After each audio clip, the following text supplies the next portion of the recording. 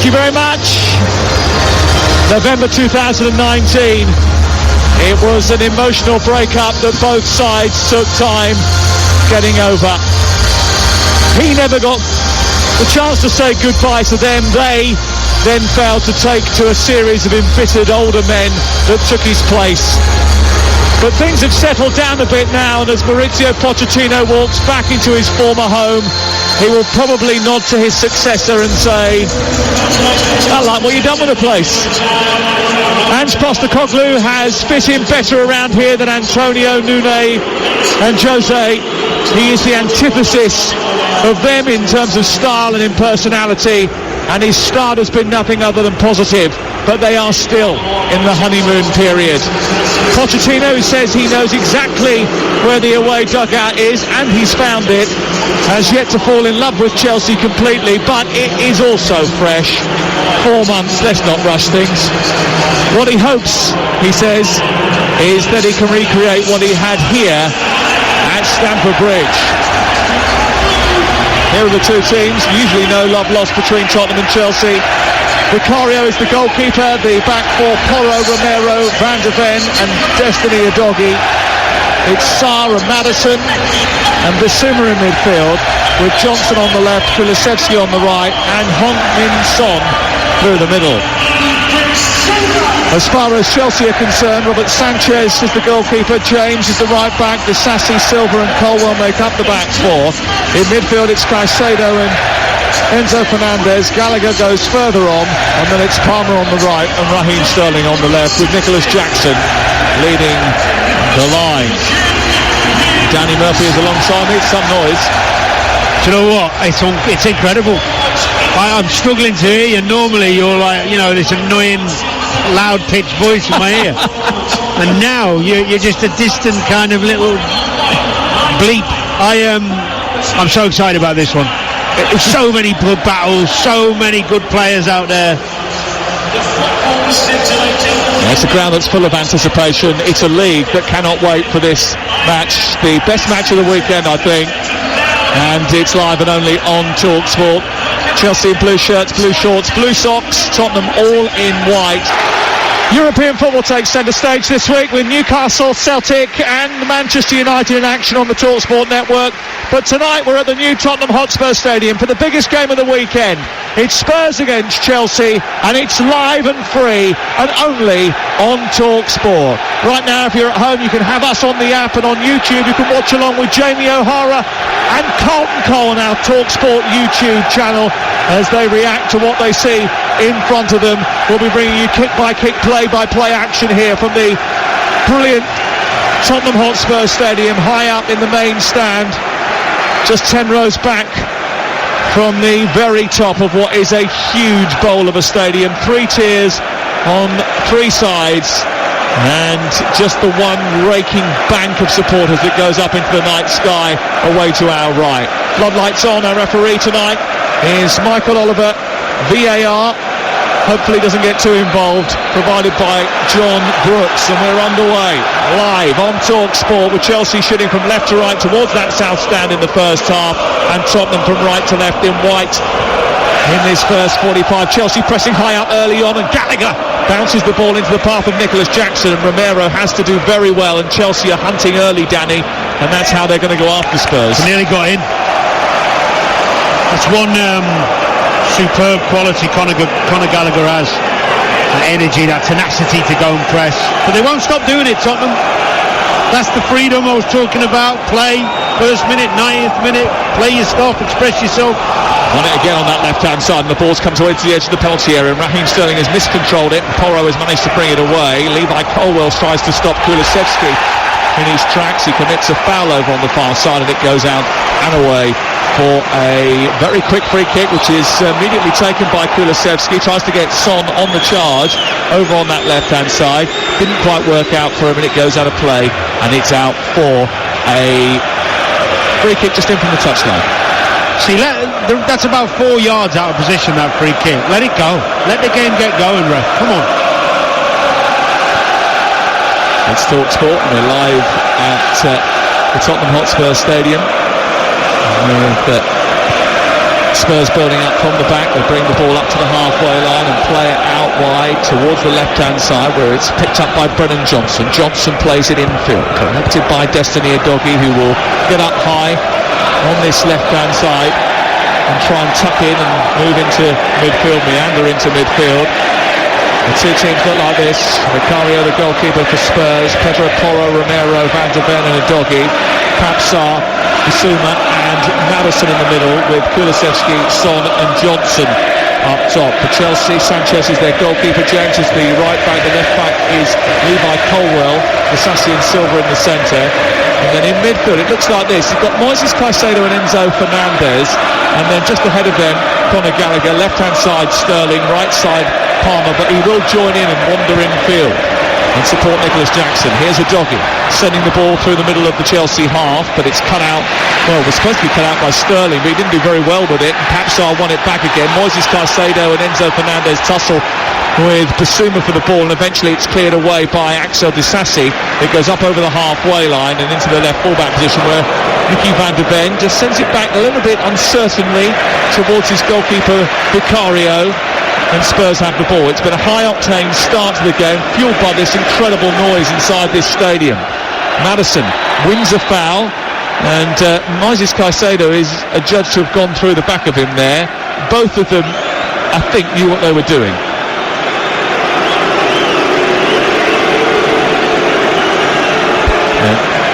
Bit of a concern for Tottenham Hotspur is the fact that Maddison's actually got a bit of strapping on his left hamstring.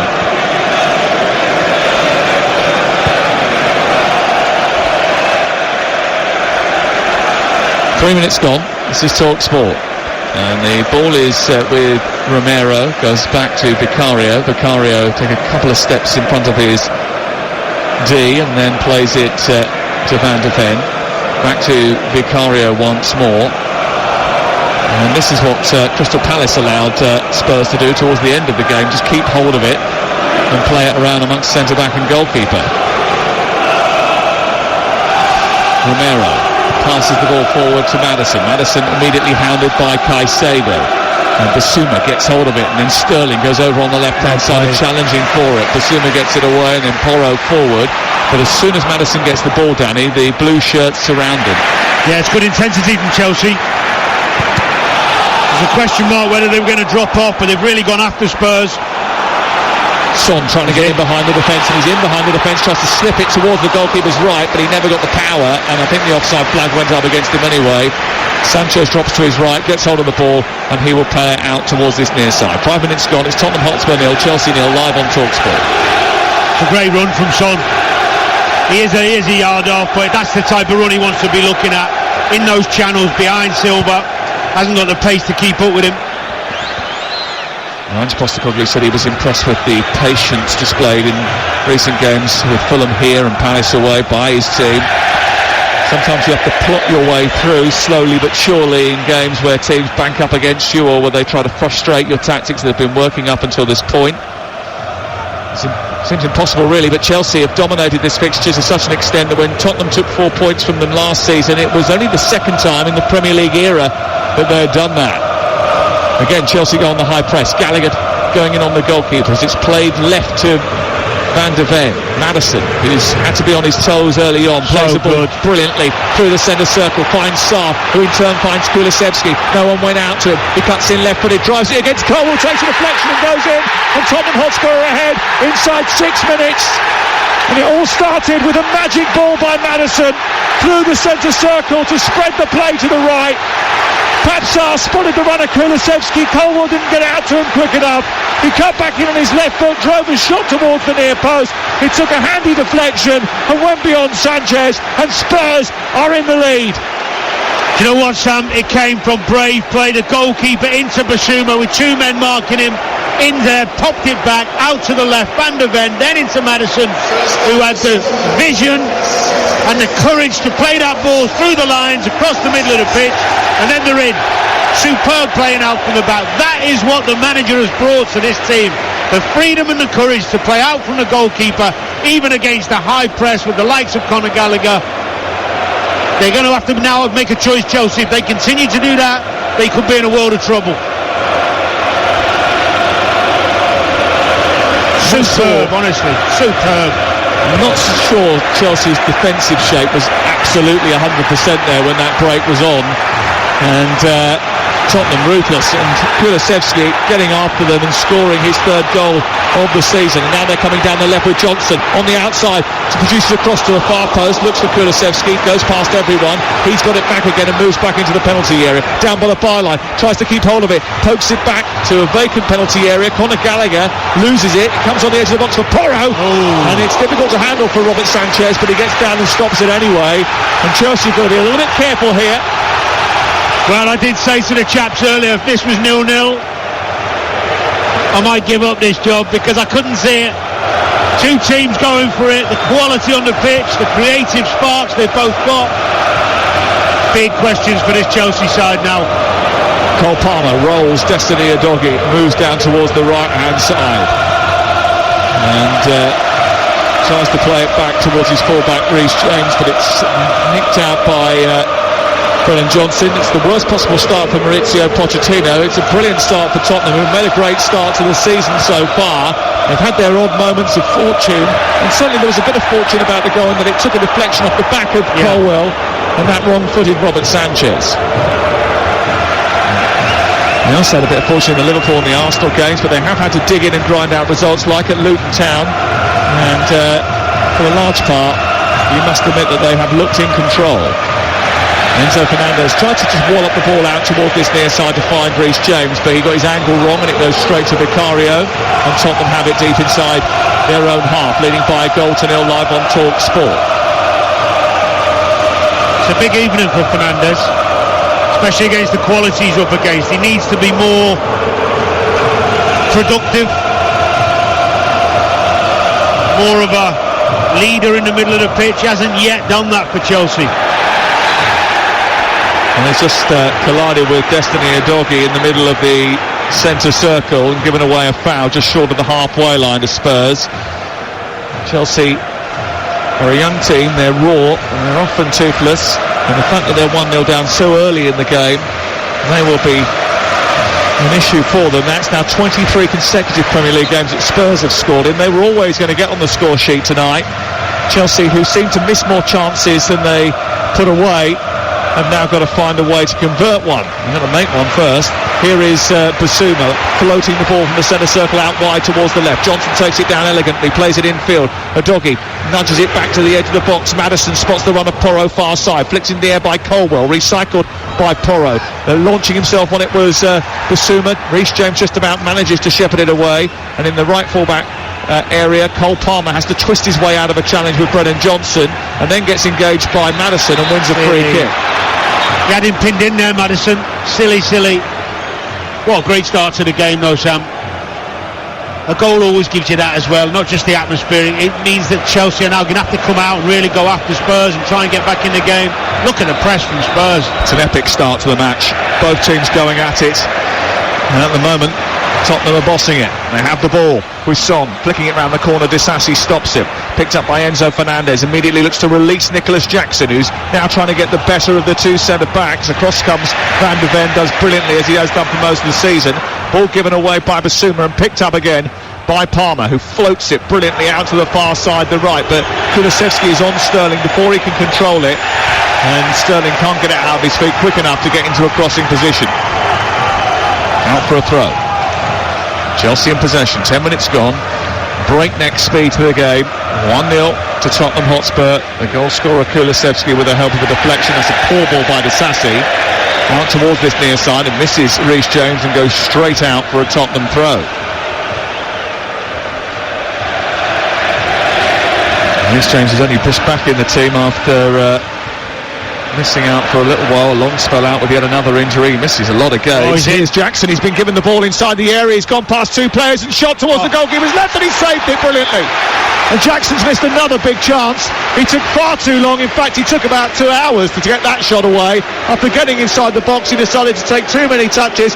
God knows what Pedro Porro was doing. He turned and gave the ball to Sterling, immediately fed Jackson edge of the area. He cut back on his right foot, then he took too many touches. I actually think he did well, chopping back on his right and committing the defender and giving himself the opportunity. Once he got himself the opportunity, the finish wasn't great, but he did well in waiting.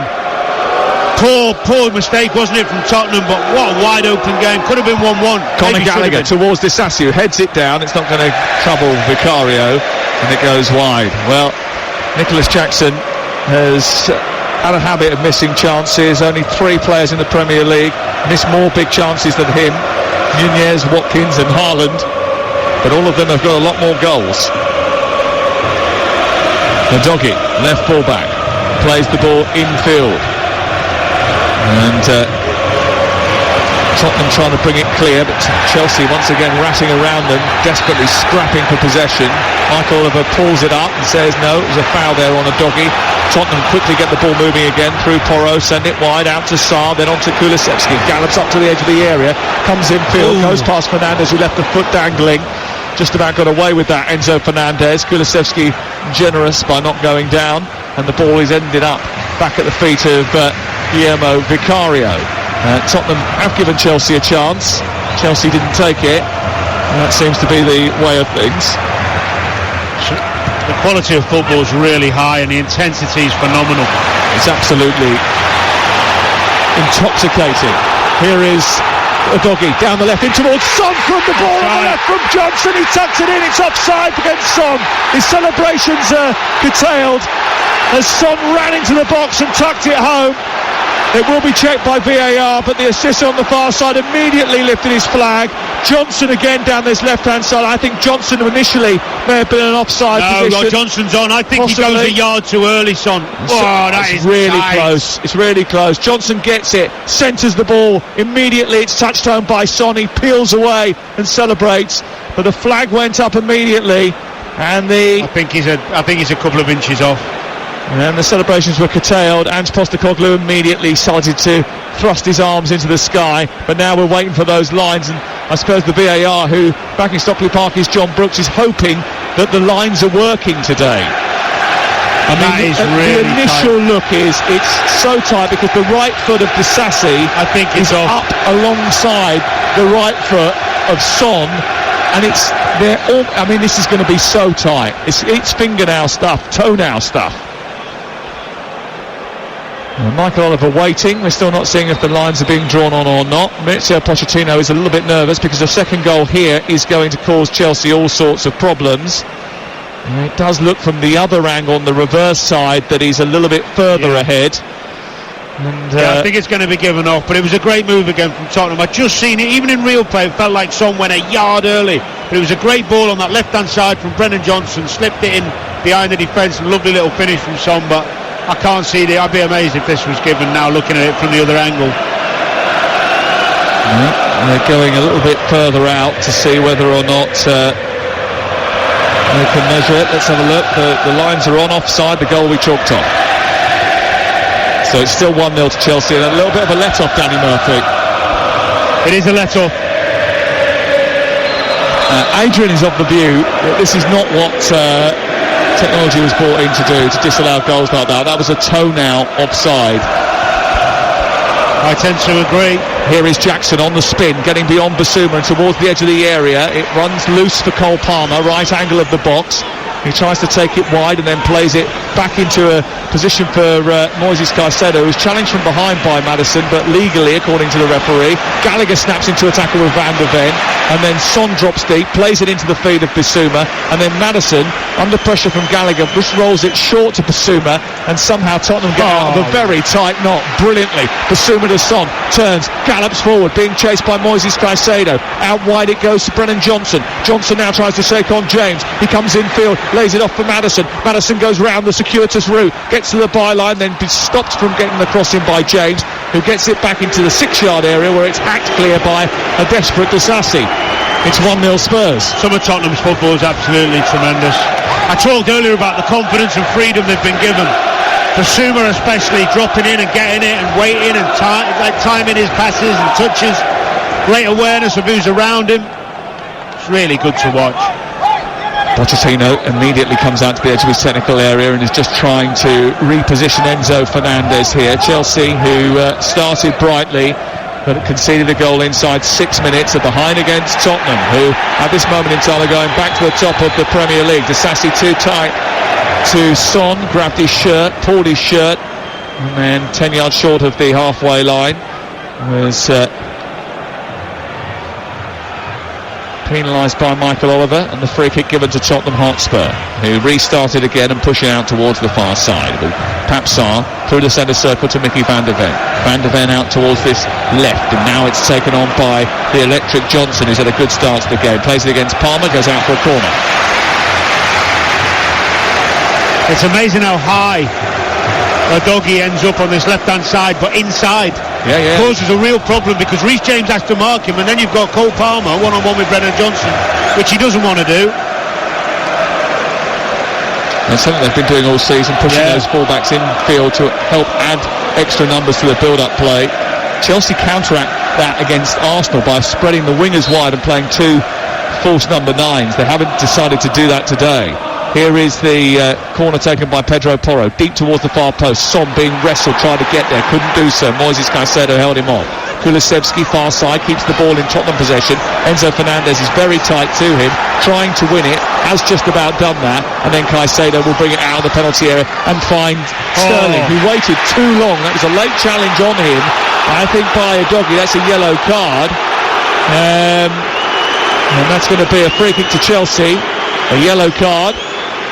I just wonder whether or not if Sterling had got hold of that and managed to release Jackson in behind. There was quite a bit of room for him to run into. They were in on the counter. It's a great tackle from a doggy. Michael Oliver has given a yellow because of Sterling's initial reaction, and he's absolutely fine. It's a great tackle.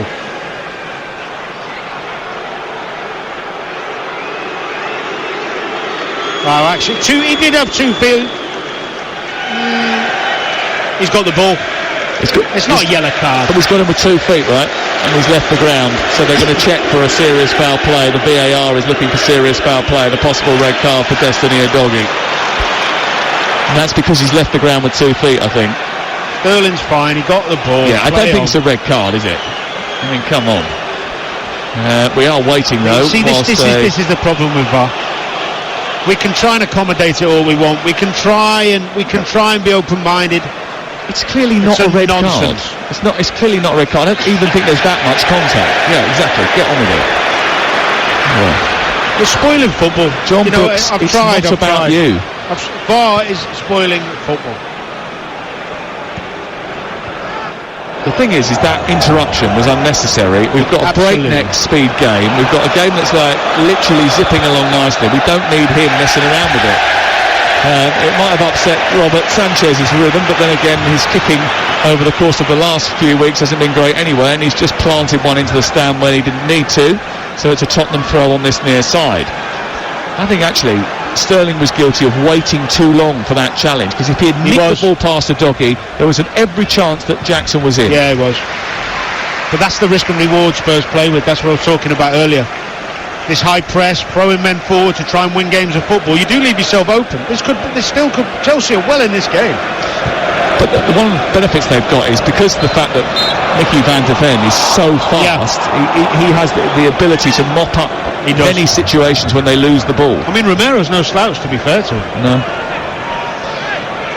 It's 1-0 to Tottenham, and it's live on Talk Sport. And the ball has been sent long out by Sanchez to the far side, the left. This time it's kept in just about by Levi Colwill. Here he goes. And then Romero's gone on down the right-hand side, knocked over Thiago Silva. A bit of South American action. Argentina on Brazil.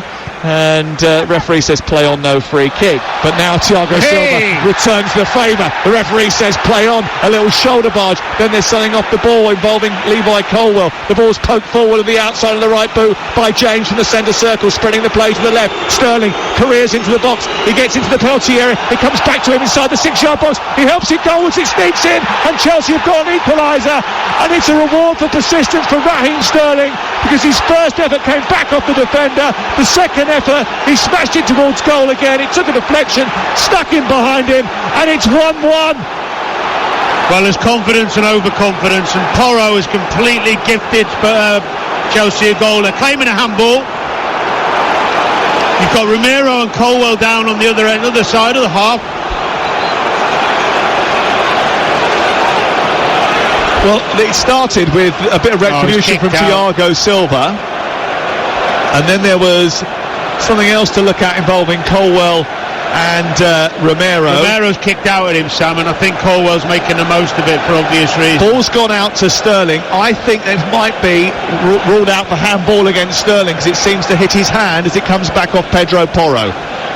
I think VAR will look at this. It comes back off the hand of Raheem Sterling, and then the next action was a goal. Realistically, that should be probably chalked off, but I suppose the question in the minds of the officials was, is the next thing he does put the ball in the net? See, I'm really disappointed going back to this because Romero could be sent off here for he's a little kick out at Colwell, and Colwell's gone down like he's been shot. This is a handball. I'd be amazed if they didn't give that, because it leads to a goal, Sam, is that right? It does lead to a goal, but there is a defensive action halfway through that move. I think it's pretty clear that should be chalked off, personally. Yeah, it's a handball. Because his arm is outstretched and he uses it to control it in order to get himself back in it. He can't really do anything about it. It's accidental, the handball, but an accidental handball can be punished if the next action is a goal. Otherwise, it has to be deemed deliberate. I think it's not far enough back. It has to be ruled off, and it is. It's chalked off a handball against Raheem Sterling.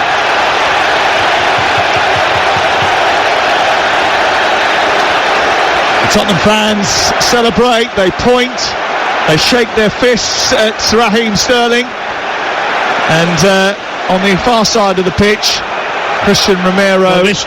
I don't know whether he's going to look at this, Sam. Come back on. Neither of them should be coming back onto the field of play, because you're supposed to have 30 seconds off the pitch afterwards, and that little spat between the two is not going to be looked at. Good, well played, well done VAR, well done Michael Oliver. Because Colwell has tried to stitch him up. It's a silly kick out from Romero. I mean, what Colwell's done there, Romero's had a tiny little kick out. There's not, like a little bit of petulance, shouldn't have done it. There's no velocity or force in it, and Colwell went down for 3 minutes. I hate to see that in young players. Trying deliberately to get a fellow player sent off when he's hardly touched you. He's better than that. He's got to be. Well, he's got to be a better lad than that, surely. It's not difficult to get Romero sent off. He's been sent off 3 times in his short Spurs career. No, but you saw it. Come on. Oh, it's definitely not sending off. No way. It's just pointless. And again, it was another waste of everyone's time. It's quite a firecracker game, though, this, isn't it? As you would expect.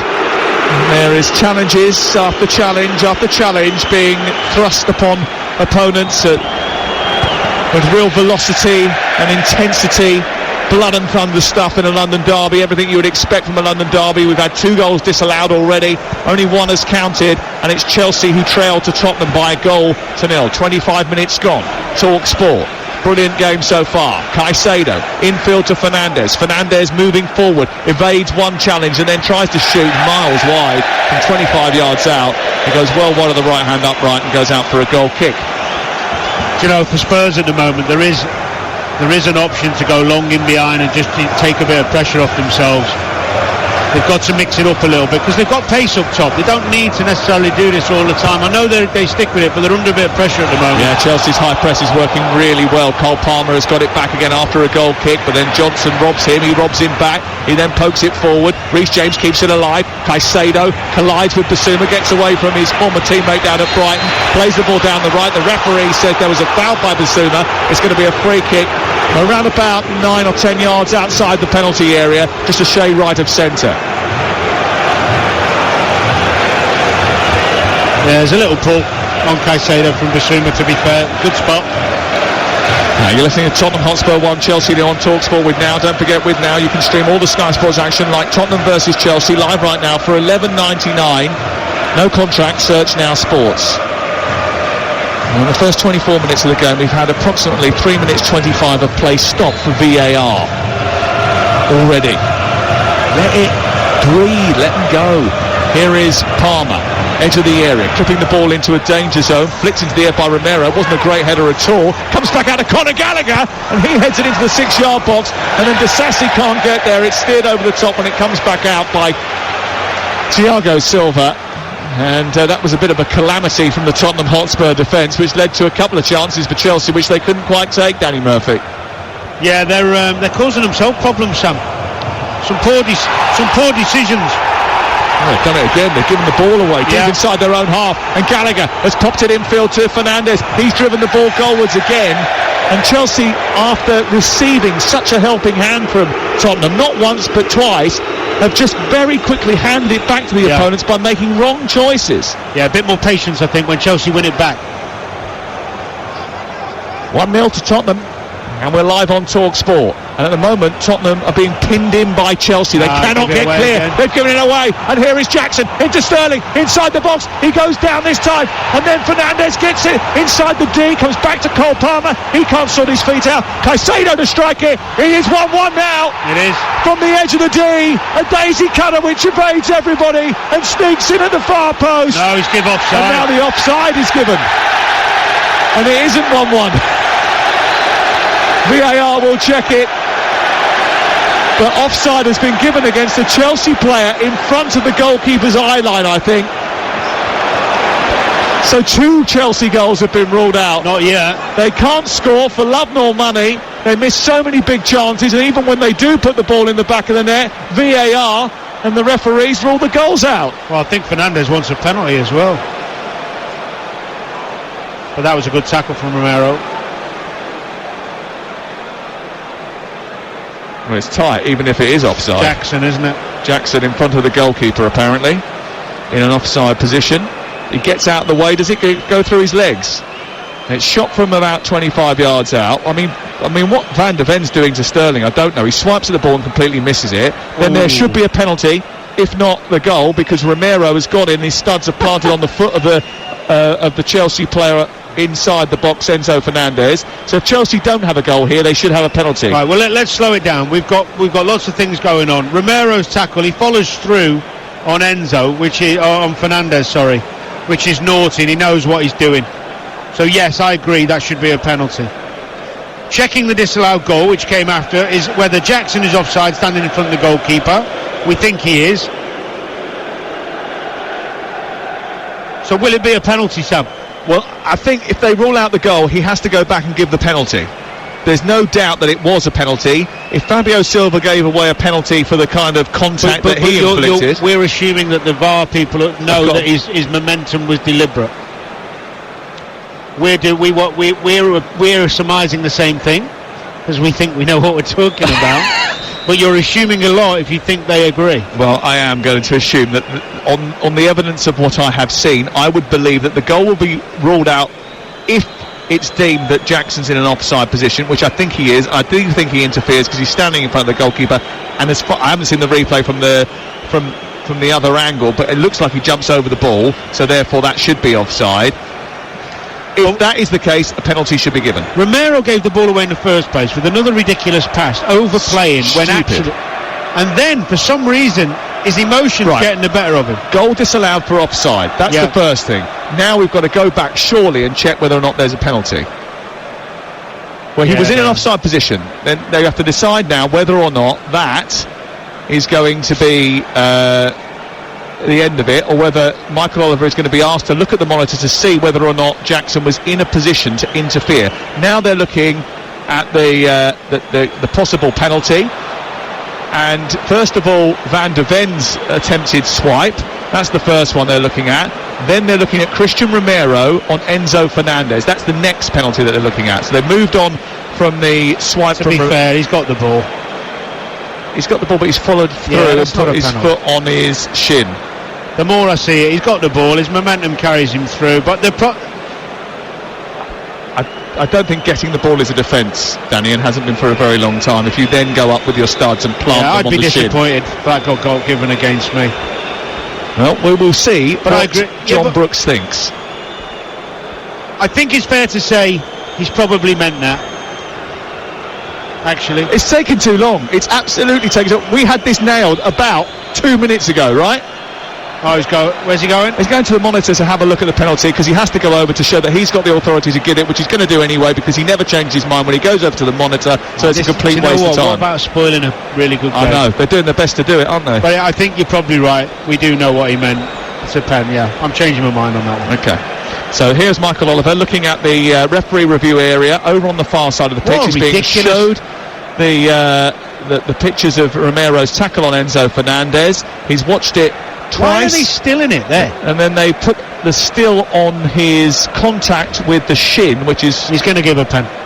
Well, Danny wasn't happy, but I think he's going to send him off. He's going to give a penalty here. He might be lucky to get away with you can't just a yellow card. Don't prejudge it.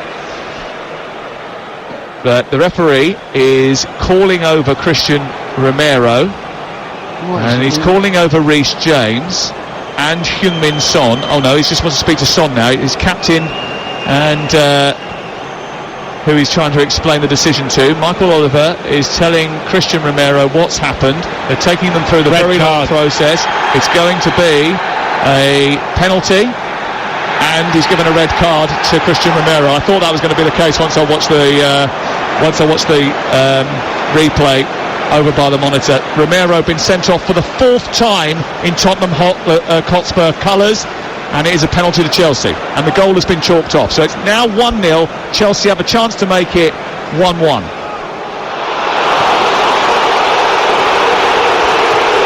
And Tottenham fans aren't happy. I don't think they realised that the red card has been given, and now Romero is refusing to walk off the pitch. He's being asked to walk off the pitch. He's doing it backwards and very slowly. They've shown the replay inside the stadium, which the fans aren't happy with. And Heung-min Son is asking the question, saying he got the ball, but as I said before, in law, that hasn't been a defence for a very long time. So on the shoulders now rests the responsibility of Cole Palmer, who's taken and scored 2 penalties for Chelsea so far. They're going to make a change, a first appearance of the season for Eric Dyer in the Premier League, who is going to replace Brennan Johnson, who comes sprinting off on this near side. Tottenham down to 10 players. Chelsea have a penalty and a chance to equalise after their equaliser was ruled out for offside. Is everybody on the same page? Do we know what's happened? It's taken a while to unpick. Yeah, I think we've unpicked it. Goal was rightly disallowed because he was offside in front of the goalkeeper. Romero's been done for a follow-through. Shoot. And now it's up to Cole Palmer. He places the ball down in front of that big south wall of Tottenham supporters and Guillermo Vicario. And Reece James is being told to get behind the ball, even though he's wide of the penalty area. Palmer breathes in, leaves his hands dangling by his side. He eyes up Vicario. He takes a deep breath, left-footed, drives the ball in off the post and scores. And it is 1-1, just about, but it is 1-1. And after quite a lengthy delay, several VAR checks, Chelsea are now level in the football match. 34 minutes played, Tottenham 1, Chelsea 1. A decent pen. The keeper does well, actually, nearly gets there. Yeah, he puts it just enough in the corner. Good pen. Goalkeeper's got very, very close to saving that, hasn't he? Yeah. That took to unpick all of those different issues 5 minutes and 21 seconds. You ain't got anywhere to go tonight, have you? Yeah, you see, the thing is with me, I played my whole life. I played in the game where if you get the ball first, yeah, okay, you leave your leg after with the momentum. It looks bad, but it's football. It's the way it is. It's completely spoiled the game now. Well, Spurs are down to 10 players. Chelsea are back on level terms. Although you do have to say, Romero, come on, 10 for you. I mean, he's firing into Levi Colwell. Well, there's never any love lost between Chelsea and Tottenham. You'll remember the Battle of the Bridge, which Mauricio Pochettino was involved in. It was the night that Leicester City won the title many moons ago because Tottenham flaked out down at Stamford Bridge. But Tottenham are a different animal now under Ange Postecoglou. They seem to have the ability to grind out games even when they lose players. They certainly did that at Luton earlier in the season. Not against this Chelsea side. That's going to be a massive mountain to climb. Pedro Porro now going down over on the far side, saying that he's been fouled. Do you know the ridiculous thing about it, that tackle? It's on his Argentinian teammate. If he has meant to do him, which is the way you do someone back in the day, he's doing it to his mate. Oh, this doesn't look great, because this incident with Pedro Porro happens after he's kicked out at Gallagher. He's landed awkwardly on his ankle. He's gone down over on the far side. He's rolled off the pitch. and he is receiving treatment, and he is in agony over on that far side. That doesn't look good for Pedro Porro. He rolled the ankle. Sometimes they come back to you, sometimes they don't. But they're down to 9. So Chelsea at the moment have 2 players on the pitch more than Tottenham Hotspur. 1-1 the score. The Tottenham fans aren't happy. The Tottenham players aren't happy. But it remains 1-1. Sterling's offside here, surely, as he's breaking through the centre. He's looking for Jackson. Jackson finishes it, scores. Now the offside flag goes up, and another Chelsea goal gets disallowed.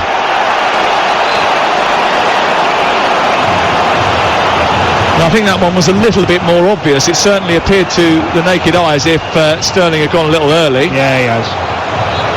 But I do understand. I'd rather the linesman leave the flag down personally, because if they put it up and he's onside and it's stopped, so let it go. Yeah, no problem. But Chelsea have had the ball in the net 4 times now and have scored 1 goal. Here is Gallagher over on the far side.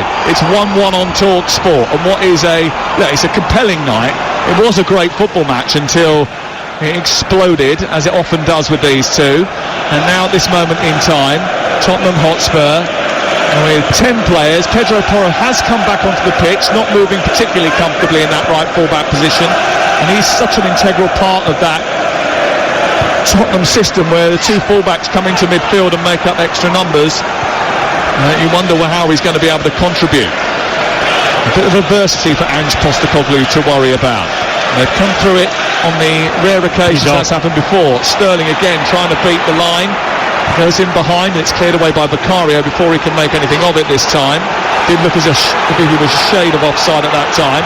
Enzo Fernandez sends the ball out towards the right. James infield finds Cole Palmer. Chelsea on the attack. Kulusevski back to help out. He's come out to the left side now to try and balance up the midfield as Chelsea look to try and win the ball back through James, who does well. Back to Caicedo, and then all the way back to his goalkeeper. So we have played 38 minutes. I imagine we're going to have at least 8 minutes of added time at the end of the first 45. Adrian's got a lot of picking through all the incidents to do. At the break he will do that. And I'm sure that the boys who will be presenting the sports bar later are having quite some time of it over on the TalkSport YouTube channel, where they're doing a watch-along. It might have been the right night to do it. 7 minutes before half-time. What has Postecoglou got to make sure his team don't do now, Danny? Because they invited that pressure from Chelsea. Got to get to half-time. I'd be playing long. I'd be playing percentages. Get them in and make a plan for the second half. Don't give Chelsea anything in these last 5. Well, it's going to be more than 5 minutes. Were you surprised that they continued to give Chelsea encouragement? Yes. When they kept giving the ball away? Here is Maddison at the other end, trying to run past Thiago Silva. Comes to Pape Sarr, takes a deflection off Fernandez. He hit his foot first, then his arm. And the referee says play on as Sanchez gratefully receives it in his arms. He bowls it out towards the far side, and it's taken by Gallagher. He beats Porro towards the far touchline and then stops the ball, brings it back to Sterling. Sterling then finds Colwell, and Chelsea have it inside their own half. Tottenham were playing the ball out from the back when Chelsea had applied a high press. It generated several chances for Chelsea before eventually Tottenham were punished. The thing is though, Sam, Romero had lost his cool. You could see the emotion getting the better of him when he's up on the right wing trying to close down a goalkeeper, then kicking out at Colwell. He needed to calm himself down, because whether you agree or not that rule should be in, the straight leg follow through should be a sending off or not, don't give the referee the opportunity to send you off for something like that. Ange Postecoglou is getting a talking to from Michael Oliver, and now he's been booked. So the Australian, 58 years of age, who hasn't lost a home game either at Tottenham or with Celtic. In fact, the last home game he lost was when he was in charge of Yokohama. He's under the cosh a little bit here. Son into Kulusevski at the other end as Tottenham come forward. Maddison nips in ahead of Cole Palmer. Basuma on the edge of the area is just behind Udogie. Udogie gets it back, plays it to Maddison, and then it's interception by James, and Chelsea bring it up towards the halfway line. Chelsea themselves have got to be a little bit patient here, because they know that spaces will arrive for them to try and exploit because of the numerical advantage that they have, and the unfamiliar backline involving Dyer now and Van de Ven, who Dyer's certainly not as swift as his predecessor in that position. Maddison now just getting back to his feet, always struggling to do so after pulling up inside the box. Not good. The night's getting worse for Tottenham. Maddison's gone down, and I mentioned to you earlier, he's got that left thigh already strapped up. Yeah, he's holding his ankle though, I think. Well, he was a second ago. I'm not sure how much contact there was between him and Reece James inside the penalty area, but his ankle seems to have turned, and as a result the referee has stopped the play so we can receive some attention away to our left hand side, and we have another pause in play. And we're just getting a second look at it here on our monitors as he plays a 1-2 with a dog. He gets into the area, there isn't anyone around him, and he just drags his foot on the floor. It didn't see anything there, Sam. Yeah, strange, isn't it? Well, let me tell you about what's coming up on TalkSport over the course of the next few days. Tomorrow, 5:45, Dortmund against Newcastle. Champions League football for you on TalkSport 2. You can listen to TalkSport 2 via our app. Atletico Madrid against Celtic with Joe Shannon and Courtney Sweetman-Kurt. That's Champions League tomorrow night, TalkSport. And also on TalkSport 2 tomorrow night, Rotherham against Ipswich Town from the Championship. That's 8 o'clock tomorrow night. Copenhagen, Manchester United on Tuesday evening. And don't miss Thursday's Drive Time show. It had Danny Murphy on it for an hour today. Andy Goldstein and Darren Bent are going to be joined by Jenson Button and Keanu Reeves on Thursday. It's almost like having Danny Murphy on it. Not far off. Mixture of both, aren't I? Gareth Bale, talking of A-listers, is up high in the main stand in the director's box, a guest of Tottenham today, and he'll be on the pitch at half-time actually. James Maddison is just hobbling off away to our left-hand side and getting back towards the near touchline. And we're back underway again. Finally poised at 1-1, but Chelsea have got a man advantage after Romero was sent off for the 4th time in Tottenham colours. Here is Gallagher into Enzo Fernandez through the middle of the pitch, testing the pace of Jackson. His hamstring, Van der Ven. Now Van der Ven's pinged his hamstring as he tried to keep up with Jackson, and Van der Ven has gone down and collapsed. It looks a bad one. He's absolutely snapped it as he tried to keep pace with Nicholas Jackson. And Tottenham Hotspur are going to lose another central defender. Romero sent off for violent conduct, and now their speedster Van der Ven has pulled up lame after chasing Jackson, and that's going to be a lengthy absence. Oh, it's not great to see, not great to see at all. Well, you've got Maddison hobbling, you've got Van der Ven off with a hamstring. Romero's going to be, 3 games? The wheels have fallen off. Wow. It's all going wrong for Tottenham tonight. 1-1 is the score. Emerson Royale is going to have to come on. It's a complete rejig, this, for Ange Postecoglou, certainly earning his corn now. And if they come away with this with 3 points, it will be a miracle, an absolute miracle. It looks like Pierre-Emile Højbjerg is going to come on as well. They're going to have a complete rejig of the formation. Maddison's going to have to come off as well, which is another huge problem for them. And this is just issue after issue for Ange Postecoglou to solve. Maddison's still not moving particularly well. I mean, this is awful watching Van der Ven, who's been brilliant since his emergence at Tottenham. They brought him in the summer for around about 34 million quid. There'll be add-ons added on to that if he does well, but he's had to be helped physically behind. He cannot walk. Someone get in the stretcher, please.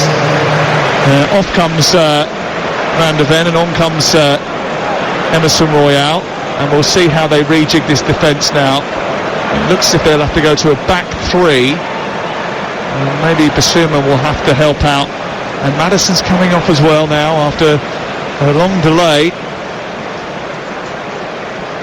I'm surprised there. I'm not. He doesn't look that bad, Maddison. I'd be giving that more of a go personally. I mean, he knows his own body, don't get me wrong, but I'd like to see him give it a go for 5 minutes. Here comes Pierre-Emile Højbjerg.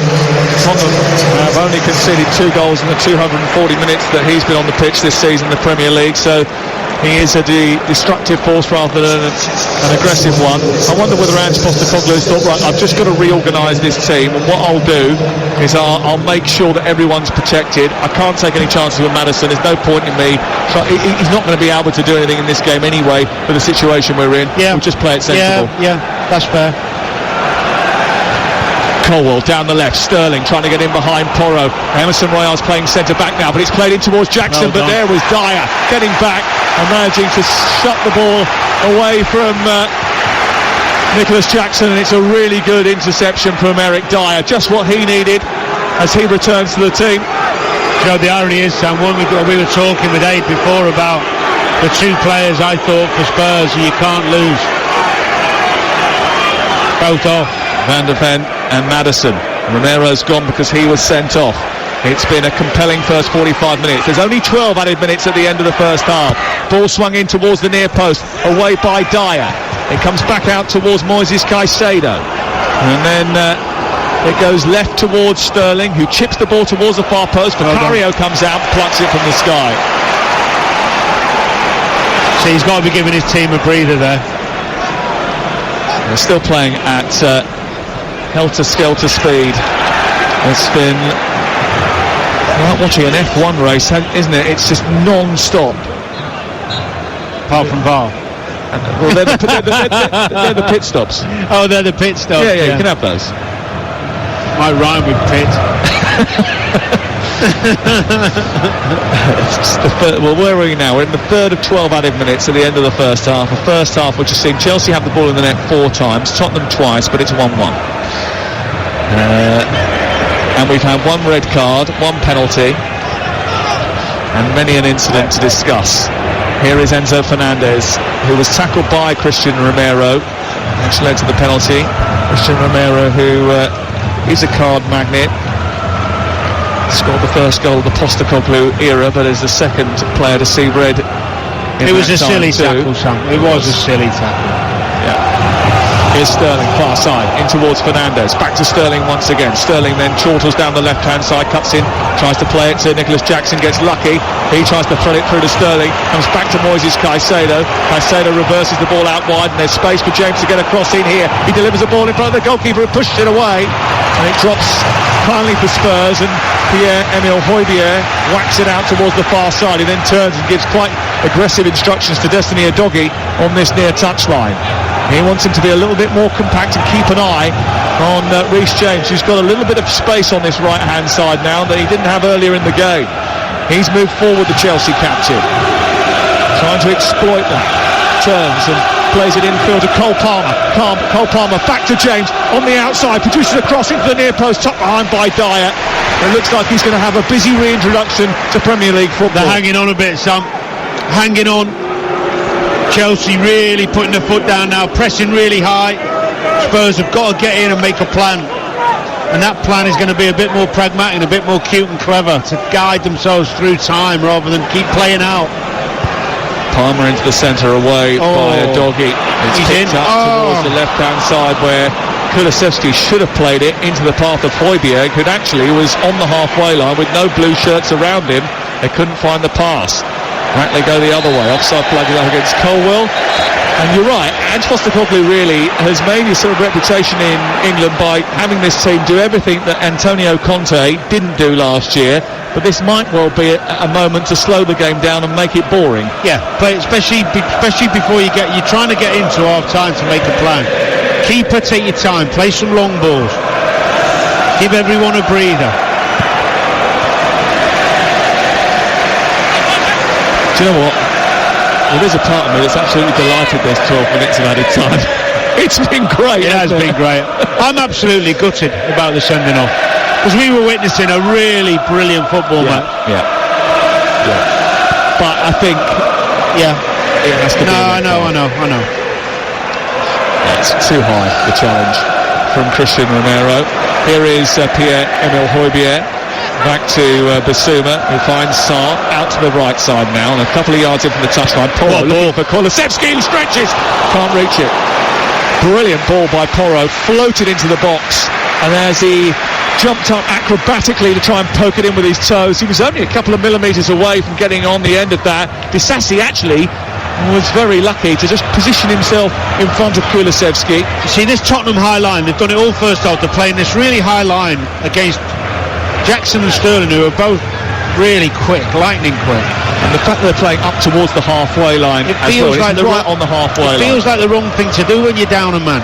Especially when you haven't got Van de Ven, you've got Dyer and Emerson Royale. Yeah. I think Emerson Royale is there now alongside Dyer as the centre-half to provide that pace. Here on that right side as Tottenham look at it, Porro's got to deal with Sterling. He's running at him at pace, weaving inside and outside, then going down under pressure from Porro. And Pedro Porro has a few words with Raheem Sterling, suggesting that he was simulating. The referee is just telling goalkeeper Vicario to hold on while it's checked. He went running into the box, Sterling. Nice and positive from Sterling. No shout for a penalty there, I don't think. I don't mind. I don't think it's up to the ref to tell players to stop telling other players to get up. We play on. And we're into minute 53 of the first half. Live on TalkSport tonight. What a belter of a game we're bringing you here. What a story unfolding at the Tottenham Hotspur Stadium. Mauricio Pochettino is back. There was, many moons ago, the Battle of the Bridge. And this is the titanic tussle of the Tottenham Hotspur Stadium. 1-1. I think for all the stoppages and all the negative of coming out of my mouth and your own about VAR, which I do stand by, the reality is the decisions have been correct so far. Yep. Even though it's taken an eternity. Yep, I agree with that. Here's Palmer, back to James. I think our criticisms really came from when there was that stoppage before, when it was unnecessary. When we were saying, come on, let's get on with this game, it's a great game. Tottenham trying to get on with it here. Down the left, they take a quick throw. And Son, switched on, takes it to the byline, then tries to take on Disasi. And then Disasi and Son collide. The ball breaks to Bissouma inside the area. Son is on the ground, but it comes back to Højbjerg, pokes it into the box on the penalty spot. It's steered away by Thiago Silva. Collected on the edge of the area by Porro. He's lost it in dangerous circumstances. And Chelsea can go on the counter. Nicholas Jackson fed by Gallagher. Jackson tries to tease the ball past Emerson Royale. He gets the better of him for pace and then turns it back infield. In the centre of the Tottenham half is Enzo Fernandez. Square now to Reece James joining the attack. Chelsea have turned defence into attack very quickly. Palmer with a little back heel on towards James. Inside the area. Low ball across the face of goal. Royale is there. Great defending. Brilliant defending by Emerson Royale to get the ball in front of his goalkeeper. Caicedo's got it back. Half cleared by Doggy. Floated in by James. Headed away by the central defender. Then picked up on the far side by Patsar, who goes down, wins a free kick. It's going to be a yellow card for Enzo Fernandez. Is that Enzo Fernandez? It's actually Levi Colwill over on the far side. And they've got into a bit of a pushing and shoving match. And Levi Colwill does not need to get involved in this with his team with a man up at this stage. Bissouma should have let him go. Bissouma should have let Levi Colwill go towards Sarr. He's still going, look, he's obviously upset about something. I don't know whether Sarr put his hand in his face or... Well, there's every chance here, after picking a yellow card up for the initial foul, he could pick up a yellow card for what followed. See, I don't understand why Chelsea players would even get involved. You've got a one-man advantage. Yellow card for Sarr, a yellow card for Levi Colwill. And that's the extent of the punishment. He spent a lot of his first half, Colwill, trying to stitch people up. He needs to get on with his game because he's a super player. He pushed him in the chest, so what? It seems like an unnecessary fight to engage in. Do you know what it is? This is where good management comes in. This shouldn't happen even with a group of young players. I was very, very fortunate. I had really good managers as a young player, and Julio reinforced that at Liverpool in terms of the discipline in big games and how important it was. Don't get yourself sent off in a big game. Don't give the referee an opportunity. Stay disciplined. It's an easy thing to do. Easier than you think. We're in minute 56, live on TalkSport. And hold on, we're going to stop the game. Once again, Mike Oliver has stopped the game for a VAR check. No one knows particularly why. And the crowd are getting upset about it and irate about it. They're fed up. Here is the challenge. It's Reece James, left elbow into the face of Udogie. He went up to try and win the ball, and they're checking for a possible violent conduct here against Reece James, and that is checked and play on. No card. I think he'd have got a yellow if he'd seen it. Well, you can give a yellow card if you're checking for a red and notice an offence. Should he have given a yellow there? Yeah, I think so. Well, maybe not. I mean, did you think that was? I think I'm getting carried away with the emotion of it all. I'm all over the place. Calm down? I'm all over the place. Have we got any beta blockers for Danny Murphy? I don't know what's going on here. Oh dear, it's a roller coaster of a game. And Tottenham coming down the left-hand side with Son. Tottenham took the lead, and then Chelsea pegged them back. Only after Christian Romero was sent off, and they had 3 goals chalked off for various different offences. I don't think I've ever seen a game like this, with that many interventions and stops and checks. Have you? Not off the top of my head. Oh, there's half-time. I forgot that we had to have that. What a shame. It's been brilliant. I know it's been a little bit chaotic. I know it won't be the purist's favourite game of football, but in terms of entertainment, it's about as good as it gets. It's 1-1, I can tell you that as a fact. Everything else is up for debate. Spurs are down to 10 players, and they've got a lot of work to do to preserve their unbeaten home record. Here's Adrian Durham. And that's just protecting him, isn't it? From himself. Yeah. Ill-disciplined. I mean, he's a cool, cultured, calm footballer. I was very surprised to see what he tried with Romero when he dived on the floor for 3 minutes, and then he starts getting himself engaged in a silly tit for tat just in the last minute or two of the first half, where he could have been sent off. I think it was with Porro, wasn't it? So good decision from Poch. Why would you want to risk losing a player to equal it up? You wouldn't. Well, no team has scored more away Premier League goals at Spurs than Chelsea. No opponent has won more games here than Chelsea. But times are different. But whatever happens, Chelsea seem to raise their standards as Jackson's played in behind once again, and out comes Vicario, kicks the ball clear. The offside flag doesn't go up this time, and it goes out for a throw-in on the far side. Vicario thought he was just mopping up a ball which was always going to be flagged. Actually, when you look at it, he was onside because Pedro Porro had switched off in the right full-back position. And as a result of that, it would have counted had Jackson got on the end of it, but again that high line from Spurs was exposed in behind. It's 1-1, you're listening to Talk Sport. Played a minute in the second half. Chelsea in blue shirts, blue shorts, blue socks, attacking the goal away to our left. It's all white for Tottenham, attacking that south bank in the second half, the huge raking south stand that goes up into the night sky, and where the noise reverberates around the ground. It was an exhilarating first 45 minutes that's got everybody's pulse racing. Even Danny's was going through the roof, and we're hoping for more in the second half. Vicario is the goalkeeper. They're down to 10 players now, with Porro, Royale, Dyer and Udogie making up the back four. Basuma, Højbjerg, Kulusevski and Sarr in the midfield, with the man up top being joined occasionally by Kulusevski, Heung-min Son. Here comes Conor Gallagher for Chelsea. There's lots of space on the right side for Palmer to get a shot away inside the D. He could have lifted that out to the right further, where James had made a brilliant run. He decided to go for glory, and he missed the target. Yeah, the only surprise was he didn't see Reece James coming because he was in.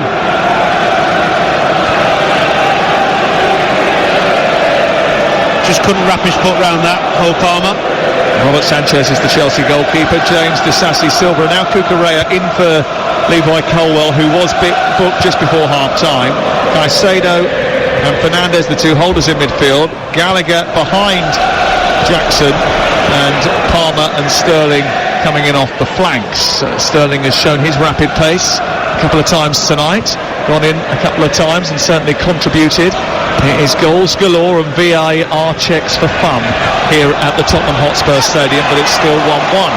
Ball out of play on this near side. Tottenham down to 10 players, have the throw. It'll be taken by Pedro Porro. Just a couple of balls went up to Son there. He didn't quite get hold of them. He's just got to try and protect that ball so he can get his team up the pitch when it goes into him. Given away cheaply by Papsar, and Sterling's got it back again. Couldn't feed Nicholas Jackson, and he couldn't really do much with it there. Jackson, and it goes out of play and away for another throw in the same position in the right full-back area for Spurs. Kicked up towards Son, headed back away by Thiago Silva, and then Caicedo flicks it to Disasi, and Chelsea look to build. It's a bit behind James. It's a great opportunity for Chelsea to cause not only Tottenham pain, but give themselves a massive lift and take them into the top half of the table. But Enzo Fernandez has been pinched, and Kulusevski has fed Sarr. Sarr can't play it wide to Son. Disasi steps out, and Chelsea win the ball back, and boy, do they get away with one. Ball played wide by Gallagher, out towards the left side. Cucurella goes charging down that left, and across comes Pedro Porro. It's out for a throw-in. So lucky for Fernandez, because Sarr has read him, too athletic for him, taking it off him, and he tries the right pass. He's going through the Son's on his left hand side. Disasi reads it quite well, just played it a fraction late.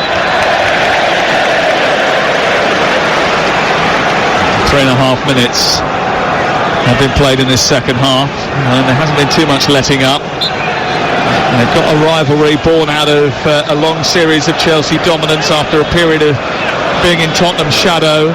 Chelsea graduates, Jimmy Greaves turning into Spurs heroes, and more recently Chelsea nicking players Spurs were in for, managers switching one team for the other.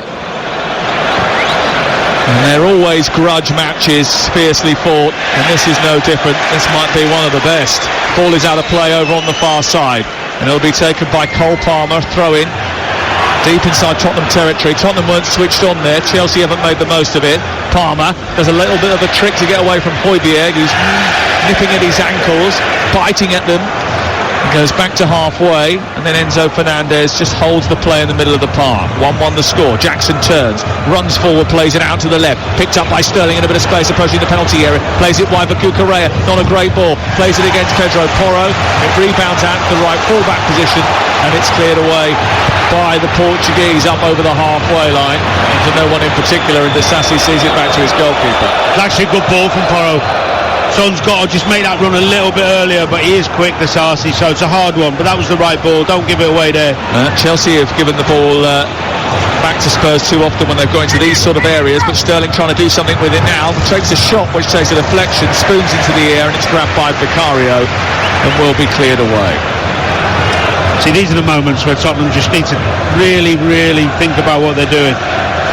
Fine rolling it out, but don't overplay and give them a goal. You've got to play some percentages. That is not the ball to play. He's played it square into Pierre-Emile Højbjerg, who's surrounded by 3 jerseys. It's come back out to Doggy. He's given it straight to Gallagher, who's on the edge of the Tottenham box. He's being chased now. That was a foul by Basuma. It's going to be a free kick just short of the 18-yard box. Again, it's come from Tottenham playing out from the back. Yeah, I mean, you can't whack every ball long, don't get me wrong, but you have to mix it up when you've got a man down, because otherwise they will just keep pressing and come higher and higher. You've got Kulusevski and Son. I mean, Kulusevski's a big boy. You can play up to him and try and play off him. And if you want to play really long, Son can run in behind and try and run the channels. But just don't do the same thing. They keep playing it out. They just bring Chelsea onto them. Reece James standing over the free kick. Conor Gallagher is there too. Marc Cucurella is 10 yards short of the penalty area and is told to go further forward by Pochettino. Jackson waiting in the box. Disasi is up from the back. It's aimed in towards Disasi. He was blocked off, and that was where he was supposed to run, and he didn't quite make it, and the ball dropped on the edge of the 6-yard box and went behind, and Pochettino's frustrated because apart from Disasi failing to get there, that free kick worked perfectly. Away by Emerson Royale. Papsar receives the ball from the Brazilian auxiliary centre-back tonight. He plays it out wide, being trapped by Gallagher. Looks to chip it up towards Kulusevski, who's beaten to it by Disasi. Loses it to Kulusevski once again, and Kulusevski then feeds the ball down the right channel for Son, who's closed off by Thiago Silva, who is 39, by the way, who just waited right to the very end to put the accelerator on and just edged Son out the way. Disasi brings the ball out. He's fouled by Kulusevski. Free kick left full-back position to Chelsea. 1-1. There was great covering from Reece James as well with Thiago Silva, because Thiago Silva on his own had a problem.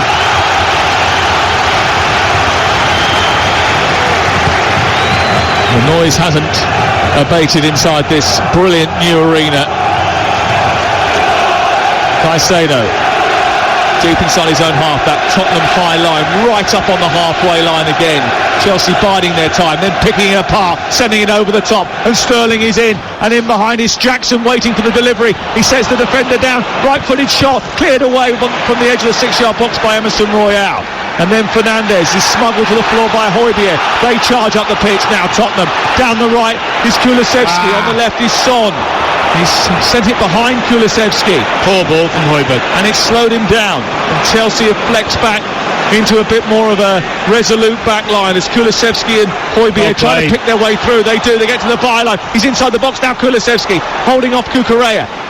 Turns the ball back to the edge of the penalty area. Basuma takes on Gallagher. He's got a chance to shoot. It's blocked by Reece James, and it comes out to this near side, and it's cleared away by Chelsea just about. Oh, Sterling brilliantly. He's got past Emerson Royale. It's 3-on-2 in Chelsea's favour. Jackson is to his left, but he wants Palmer to his right. He didn't have the confidence to play it to Jackson, and then it's a poor tackle on Sterling. He's been booked. And it's going to be real problems here for Destiny Udogie, who could have been sent off in the first half. He is going to be sent off in the second. It's going to be a second yellow card for Destiny Udogie, and Spurs are going to be down to 9 players. There's the second yellow. It's followed by the red.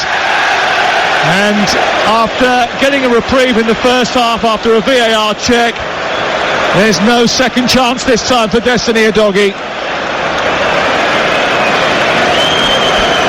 20 years of age and sent off.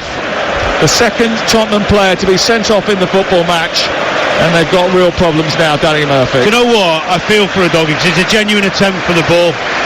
And I think the reason Michael Oliver's given him a yellow is because he refereed a game the other week where he let somebody off a yellow, second yellow. Was it Ramirez or... No, it was... It wasn't him who was on the VAR. It was Craig Pawson who let Canate off a second yellow up at Liverpool. Do you remember that? In the game. No, there was another one. But anyway, I think he maybe felt he had to, because there was a game recently where I think he did let somebody off a second yellow that I did, and I can't recall for the life of me. But I don't think he didn't have to give him that yellow there. It's a genuine attempt for the ball. Here is Reece James from the free kick, playing the ball into the centre. Jackson is there, and it's cleared off the line, and it goes over the top somehow. I don't know how Pierre-Emile Højbjerg has managed to spoon that over the top, but Jackson had an empty net to nod the ball into, and somehow Højbjerg has stopped it from going in. He was positioned on the line, it headed down, I think it hit his knee and just somehow deflected up onto the bar. I mean, it's a great block, but I wouldn't be celebrating too much right now, was it? We've got 35 minutes to play with 9 men. We've actually played 56 minutes. It's 1-1, but we've played so much more than that because we played 57 in the first half. So we've played well over 100 minutes of football already in this game. 100 minutes of football, what am I talking about? We've played well over, I'll get it right in a minute, we've already played well over an hour and 7 minutes already in the game. The ball is it was the Kovacic second yellow. It was against Arsenal. Yes, it was Arsenal, Manchester City, you're right, it was. And it was, it's in his mind, that's in his mind where he's given, because I don't think Howard Webb came out afterwards and said he should have sent him off. Yeah, see, he there is genuinely going for the ball, and Sterling is running away from goal. Not every foul is a yellow card. Was that deemed for breaking up a promising attack? Well, not when he's running away from goal over to the touchline. I think it's harsh. Okay. And I think what I'm saying is he's given it because of the Kovacic one. Okay, it's in his head. A possibility. Off comes Enzo Fernandez, on comes Mudryk. Might be a bit of shifting around from Chelsea now. Fernandez been poor. Fernandez, who's had a bit of an injury and didn't play in the game against Brentford, the last game we did on Talk Sport involving Chelsea. And I think now what will happen is Sterling will go out to the right, Mudryk, who's replaced Fernandez, will go out to the left, and Palmer will play as the number 10, which is good for Chelsea because he's great at dictating the ball. Ball's been played by Mudryk into Jackson. Goalkeeper's backpedaling. He's in behind here. He tries to slip it past him. Can't reach it. Cole Palmer is there to finish it, but the goalkeeper makes another big save, and the offside flag is up anyway. So none of it would have happened. Oh, The world's going mad. Football's gone mad.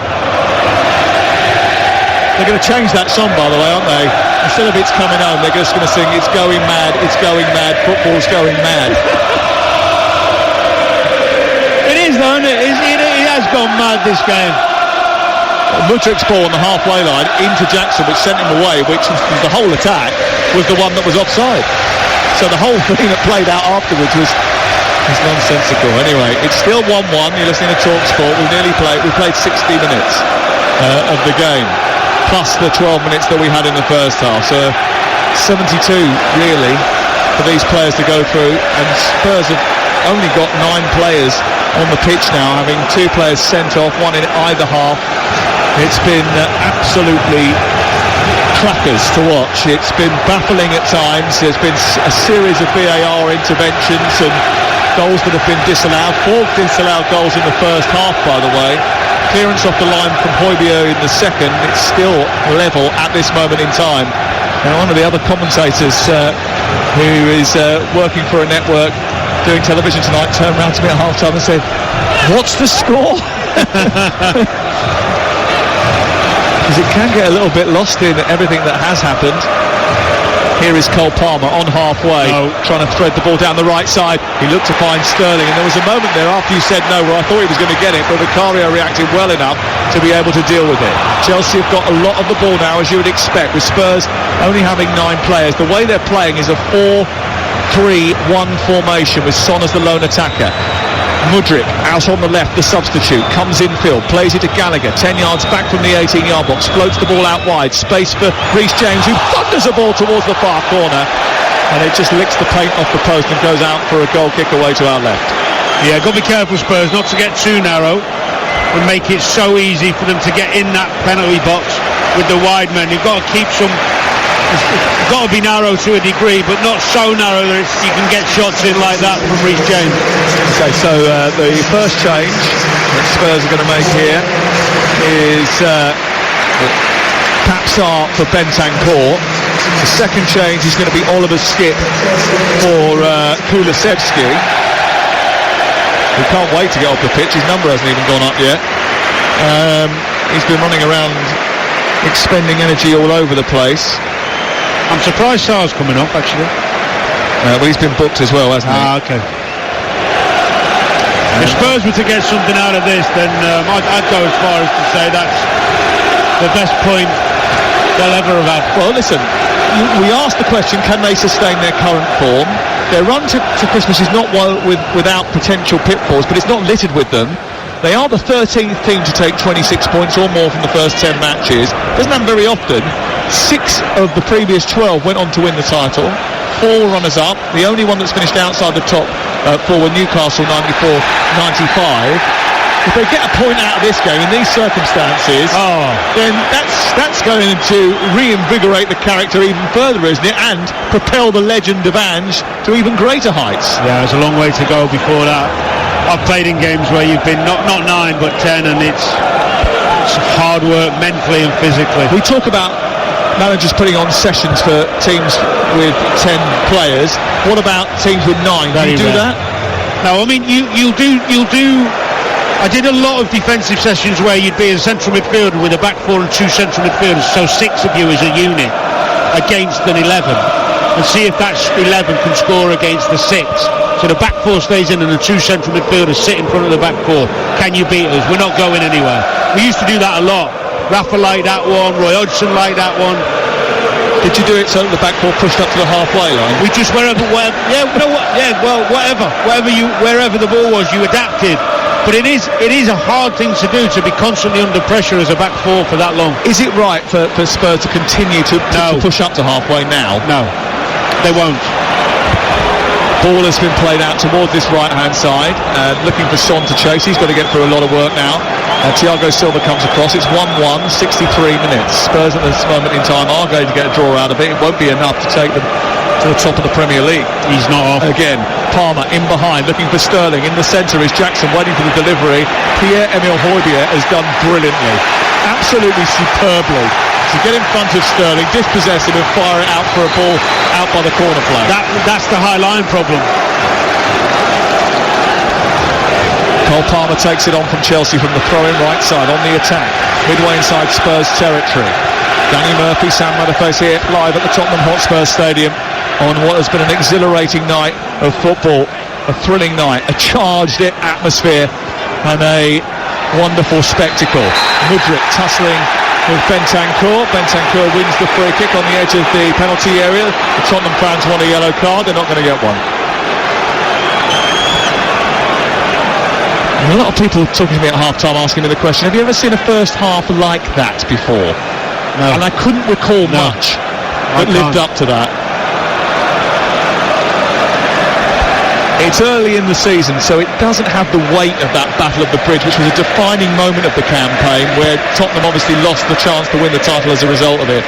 But it does feel like a massive game, doesn't it? And it feels like a big occasion. Mudryk's won the ball, and he's played it through the centre. Goalkeeper's come a long way, and he's done brilliantly to do so. We've been critical of VAR at various times, but I think players have to be criticised as well for some of their part in it. Yeah, well, Romero certainly. And Doggy was always running the risk off that first half challenge. Gary Neville spoke to us at half-time. He thought that was a sending off in the first half. He's gone soft. He's tougher than that, Gary. He was tougher than that. He actually said, "Talksport, you're brutal." Here he is, we just reel. Gallagher out towards the right-hand side. Chesting the ball down was Reece James. Back to the edge of the area. Caicedo recycles it. Cucurella out wide to Mudryk. All Chelsea now. He flicks the ball into the box. It's half-headed away. Moises Caicedo's going to get there first. It's James. It's Gallagher. They're queuing up on the edge of the box, but no one's prepared to pull the trigger. James now into the box. Smuggled away by Højbjerg again. And it's out and away for another corner over on the far side. 65 gone. There's still a long way to go for Spurs. 1-1. So hard for this Tottenham team to just keep fighting and sticking in there, because they know if they concede, it's done. Cucurella back to Thiago Silva. Back in field again it goes. Caicedo, Chelsea being very patient. Pochettino with his raincoat on, hands rammed into his pockets. Watch Cucurella go up towards the edge of the penalty area, spread it wide to the left. It's a terrible ball by Mudryk. Straight out of play and goes out and away for a goal kick away to our left-hand side. Chelsea's defence has been pretty solid this season. Before tonight they'd only conceded 11 goals, which ranked them as the 5th best in the league. Conceded one tonight very early on, but they haven't been tested for a long time. Especially not since Spurs have been reduced to 9. No, and I don't think they will be. Postecoglou could join an exclusive club tonight if he avoids defeat. Can he hang on? Can they hang on? Only Frank Clark in 1994 with Nottingham Forest and Maurizio Sarri in 2018 have achieved an unbeaten 11-game start. Spurs stand at 10, yet to lose this season. Can they stretch that to 11? They will have to stretch every sinew to ensure that they keep Chelsea at bay. Ball over the top, floated by Disasi. Mudryk is offside. You see, Nicholas Jackson and Sterling have both made Palmer made 2 great runs before that. If Reece James had played them, they were in. It's high risk, this high line, especially with 9 men, but I suppose they think it's the lesser of 2 evils. But I'd be amazed if they go another 24 minutes without getting done with that high line. The sports bar will be open for business when we finish. 03717 22 33 44. God knows when that's going to be, by the way. Sports bar will just be closing when we're finished. They'll be taking your calls right the way through the night on TalkSport about this game. And it might be a game we talk about for a very long time indeed. The ball is on the halfway and Cucurella has made a run from deep and it's played into him by James, and Cucurella's in behind here. He's done brilliantly to hold on to it. Tries to shoot. What a goalkeeping save that is from Vicario. It was brilliant, magnificent, athletic and agile, and he got in front of Cucurella. Brilliant. He was certain to be beaten. What a save from the goalkeeper. Great timing, made himself big. Good break from Cucurella, timing of the run. Ball played out wide to Palmer. Palmer towards the edge of the box, turns it back. He needs a bit of help. And James go on the outside. Caicedo, Palmer, James out wide again. Palmer flips it to him. It's a little bit short. The offside flag. He should never be off though, Sam. You can see across the line. You can't be off.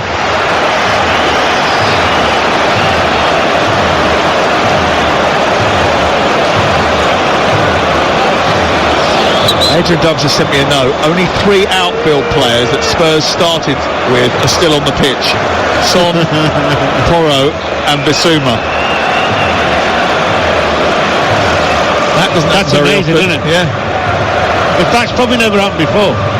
Well, you can have 5 substitutes, and I suppose if you have 2 players sent off, it's likely that it could happen. It might not happen in the Premier League era, though. It might have happened somewhere. Tell you what, 8-89 on the text if you can remember it ever happening again. Cucurella, what a brilliant save. Got in behind the defence. He did brilliantly actually to hold off Porro, who was faster than him, cut inside, but by the time he went to shoot, he got the ball straight at Vicario. He's made a brilliant save, but I just wonder whether or not Vicario, having taken it in the face, might have a head injury here. I think it's good old gamesmanship, Sam. Give everyone a breather, get some fluids on board, give everyone a rest. Ange is talking to Dyer. Ange Postecoglou is talking to Eric Dyer at the moment on the sideline, probably about that high line and when to do it and when not to, because it's suicide at the moment. Let's think about this carefully. Let's work out what's happened in this game. Spurs took the lead after just 6 minutes. Kulusevski scored the goal. Then it all started to fall apart. Romero was sent off. Maddison had to come off because of an injury that he picked up. Mickey van der Ven pulled his hamstring in a chase with Nicholas Jackson and had to be replaced. All of that was in the first half. Chelsea got a penalty after they had a goal disallowed because of Romero going in high on Enzo Fernandez. I mentioned that he was sent off in that first half. In the second half, and Chelsea had, by the way, the ball in the net 4 times in the first half and only 1 registered. In the second half, a doggy's been sent off. We've had a clearance off the line, several brilliant saves from Vicario, as Spurs continue to try and play with that high line, and Chelsea keep getting in behind over and over and over again. Højbjerg's now a centre half, by the way. There's 20 minutes to go, and Spurs have made all of their substitutions. I think they have, yeah, because they've got Emerson Royal on the pitch, Dyer on the pitch, Skip on the pitch, Højbjerg on the pitch, and Bentancur on the pitch, all 5. So if the goalkeeper does have a problem, they're going to have an even bigger one. Here is Skip over on the far side. It has been absolutely chaotic. It has been absorbing. It has been a match you cannot take your eyes off. At one stage in the first half, someone had come up to me, talking to me at half-time, said, I literally glanced at my phone for 10 seconds and missed something essential. That's how big it is. That's why you don't need 2 devices. You just need Talk Sport.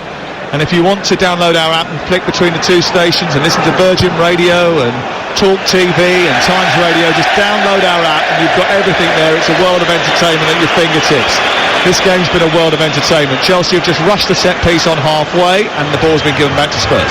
Don't need to play long. Just keep working the ball short, wide, switch of play, short, keep playing. 1-1, 72 on the clock. Spurs haven't won 5 Premier League matches in a row since December 2018. The man in the opposition dugout was in charge then. That won't be happening today, Sam. Still finely poised, last minute set piece, anything can happen. Don't rule it out. I think they'll be quite happy if they just manage to avoid defeat. Happy? I think they'll be delighted. Yeah.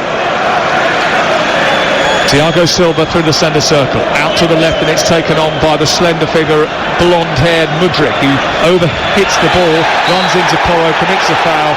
It's a free kick, and actually he is lucky not to be booked here, because that's the 2nd or 3rd time he's been penalised for a clumsy challenge. And the Tottenham fans recognise that, and they want to know why. And they will ask questions as well at the end of the game, why in all of those litany of offences and issues and controversies that I've already mentioned, Reece James wasn't sent off. But then I suppose Chelsea will say, well, the doggy could have been sent off in the first half as well. I didn't see that as a sending off personally. Running back towards his own goal. I think there'll be more questions than answers that are asked after this game is up. 1-1 with 18 of the regulation minutes to play, plus whatever else has to be added on. We've got a huge amount of added time in that first half, 12 minutes, and we'll have a lot more in the second as well. Away by Pedro Porro. A game which at times is just literally taking you to a different dimension. Foul by Cucurella on Pedro Porro. Cucurella did well getting that, Porro. It's a little unfortunate there, Cucurella.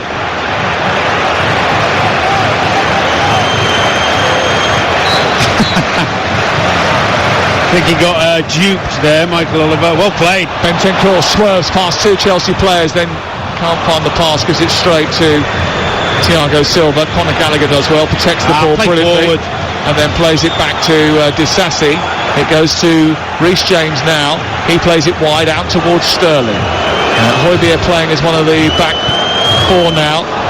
Gets back and helps it towards his goal. He's done brilliantly, actually, Højbjerg, and so has Eric Dyer since coming onto the pitch. They've all done well. Two that were part of the remnants of the old days that were discarded on the fringes for most of the season up until this point. That's another feather in Ange Postecoglou's cap that he's kept them on side. Kept them on side, kept them focused, ready to come in as and when. Cucurella has made a brilliant run. He did. Hasn't been seen despite that high line. It's not as high as it was. It's about 6 yards now inside. He's off the Tottenham half of the pitch, and Chelsea just patiently waiting before deciding to release Sterling, who is onside, and Jackson's alongside him inside the box. He squares it, Jackson's there, and Chelsea score, and it has been coming. Nicholas Jackson with the goal. They waited, they drew Tottenham in, they sprung the offside trap. Sterling went down the right, Jackson was lurking in the centre, and he tapped the ball home, and Chelsea lead by 2-1 with 15 minutes to go. Well, we said the high line was going to kill them. You can't play a high line like that when there's no pressure on the ball. You're better sitting in, just defending the edge of your box. It's been a strange decision to do it, I have to say. I don't know where it's come from or what the thinking is behind it. He looks well onside, doesn't he? Well, you said that as soon as he was released, and the ball was squared for Nicholas Jackson, and he tapped it in. Although he was offside, but that's not the rule. Well, it's the Chelsea fans being conducted by Nicholas Jackson now, who's got his fourth goal this season. They are checking the goal for a possible offside, so we are going to have another delay. John Brooks is looking at it. Obviously Jackson puts the ball in the net. He was in an offside position when the ball was played. Yeah. But the phase of play went to Sterling, so it's reset as soon as he's touched it, right? I think so, yeah. And we shall see. They are waiting. I mean, this certainly can't be that difficult to clear up. It's really not. We're checking to see whether or not Sterling's left foot is ahead of Emerson Royale. He's onside, so that should be fine, right?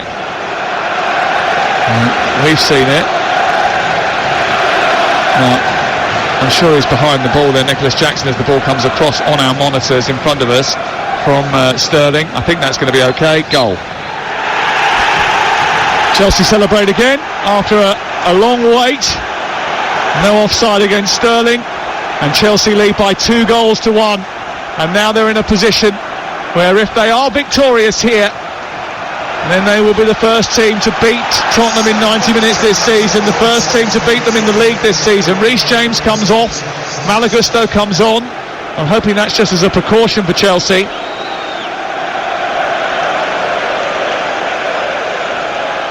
But it's been a terrific, enthralling game, and James has played his part. He's coming off now. Conor Gallagher has the captain's armband as a result. And Malagusto goes into the right fullback position. Mauricio Pochettino, well, he's absolutely delighted with the way that his team have performed. They've been patient in this second half as they've tried to prise open the Tottenham back line. This is their only chance, really, Tottenham. If they get, I mean, problem is they've not got any of the big boys. Dyer's the only real threat physically from a set play.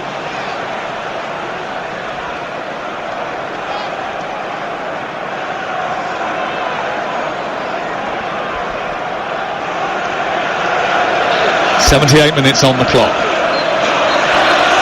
Chelsea 2, Spurs 1. And Spurs down to 9 players, but here is a chance for Dyer at the far post. He's rammed it in, but he's offside. The free kick came in, it was flicked onto Dyer. He's rammed it past Sanchez, who didn't even see it coming. And the flag went immediately up. But was he? Was he? Now there's a nervous wait. Does it come off a Chelsea player or a Tottenham player? If it comes off a Chelsea player, He is off. then he's offside. If it came off Bentancur, then he's onside. Who's it touch? It touches Bentancur first and then on to Disasi. I think it'll be ruled out. But you're right, that's the chance. I mean, Chelsea very sloppy there. Well, he's the only threat, and he's in a load of space, but he is offside. But it's only fractional. This is bizarre. It just keeps going on. Just when you think that it's all going to... See, how can they see from that still whose head is coming off? Well, we've seen it from the other angle. We know it comes off Bentancur and Yeah, then but it comes off let's try and just Disasi. hope it doesn't, eh? Why? Because then we've got 2-2. The Spurs are back in it. It sounds like you're being a little bit biased. No, I love football. I love drama. I love jeopardy. Yes, I'm being biased. Well, they are checking once again for this disallowed goal. It's been bonkers entertainment, and it's been literally fly by the seat of your pants stuff. I think it's going to be offside, but I did predict 2-2. Did you? Well, you never know. There's still 10 minutes to go after they finish with this plus stoppage time. What are they taking their time for, by the way? No, Danny, maybe they've ordered a pizza. It's unbelievable. Well, it's come off Bentancur's head. It's going to be disallowed. He's offside. But I think they're just explaining it now to Eric Dyer, he's telling him what he's checking for. They're still waiting. Oh, maybe in the middle of the line. You see, Dyer might not be off. They're trying to get the line. They're trying to get a camera angle so they can get both players in the picture to draw the line. I don't think they've got a big enough angle so they can see whether. But the linesmen give offside, so they won't be able to correct it. They won't be able to correct it if they think, yeah, I see what you're saying. That the far this in the middle. He's offside. Yeah, he's offside. Oh, just draw the line in the wrong place, man. Come on.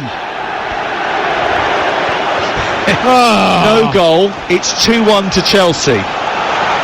Burst my balloon there. Well, we've still got 10 minutes to go, and Tottenham has still had a threat, even though they've had 9 men. Straight after Chelsea went in front, all of a sudden, Tottenham were there again, causing problems at the other end. I don't think they'll give up the ghost. Not yet. No way. Not this Tottenham team. Not the way that they've applied themselves so diligently in this game. It was strange, that high line against 11 against 9. I don't get it. Yeah, just waiting to be done. Again, Sterling is travelling at pace through the middle of a tightly woven just past the ball. White pack, and again he then gets penalised for a foul. He should have passed the ball to Cole Palmer, who made a really good run. Sam, all your talk growing up is if you have an extra man, you've got to keep passing it and keep finding the extra man and work the team with not the lesser man. Have Chelsea been a bit sort of forgiving? I think since they got the goal they've been a bit sloppy, but he's tried to lob him. But actually, they worked the ball. They made some good runs to get him behind when they were playing the high line. They took the time and did it well. But now, when they're winning, they should be just popping the ball off. Cucurella down this left-hand side, plays it infield into Caicedo, collected by Palmer. Palmer takes it laterally out towards the far side. And he's got Sterling, they're all waiting again on the mark, ready to go in behind that defence, just waiting for it. Jackson curves his run, stops, starts again, it doesn't go forward. They're patiently waiting for that moment, the right moment to send it over the top. Still, that high line is right up on the halfway line, and Chelsea play it down the left with Cucurella. Mudryk now runs up towards Pedro Porro, goes on the outside, tries to steer it centrally, and then he's fouled by Pedro Porro. Referee says play on. Chelsea have got the ball. Gallagher into Cucurella. Play on, says the referee. Cucurella's got it again. Mudryk still not to his feet. Gallagher. They've got 7 behind the ball at this moment in time, Spurs, as it's worked out towards the right. Sterling waits, looks for Palmer to go in behind, can't do so goes backwards towards Malagusto, and there are 7.5 minutes to play on Talk Sport, on one of the most breathtaking evenings of the Premier League season so far. And Chelsea took the lead with Nicholas Jackson's goal with 15 minutes to go, but Tottenham have come from behind to pick up points before this season. Can they do so again? In fact, it's worth pointing out that they have taken 8 points from losing positions already at this early stage. Ball played in behind for Sterling to chase. Emerson Royal does just enough to help it back to his goalkeeper. He kicks high into the night sky. Out towards the far side, kept in from Bentancur. And didn't keep it in. It goes out for a throw in 10 yards inside opposition territory. And it remains 2-1 to Chelsea. They should just see this out comfortably now. Keep possession. Don't need to score again. Just work Tottenham. It was bound to be an emotional night with Pochettino coming back here. He was the manager of Spurs for 5.5 years, their longest serving boss since Keith Birkinshaw in the late 80s and the late 70s and the early 80s. He had a relationship, he had a love, he had a connection. He would have come back to Spurs if they'd called. He nearly replaced Jose Mourinho in 2021. But PSG wouldn't let him leave, and although eyebrows amongst some would be raised when he joined Chelsea, he isn't the first across the divide. Some of Tottenham's greatest players have played for Chelsea: Glenn Hoddle, Jimmy Greaves, and there are many others, including the recent Spurs bosses Conte and Mourinho, Graham Roberts, Gordon Jury, Jason Cundy. Love it. 5 minutes to go before the end of the game. Chelsea lead by 2-1. Basuma over halfway for Spurs. Is there one late chance?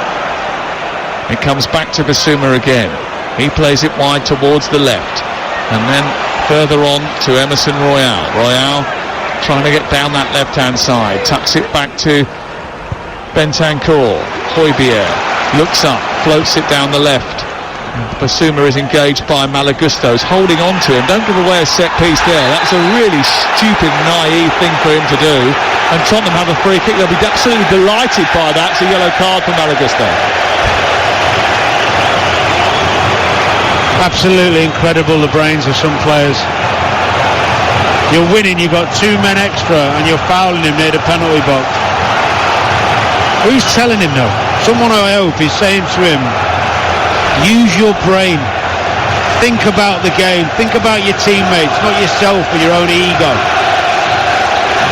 86 minutes on the clock.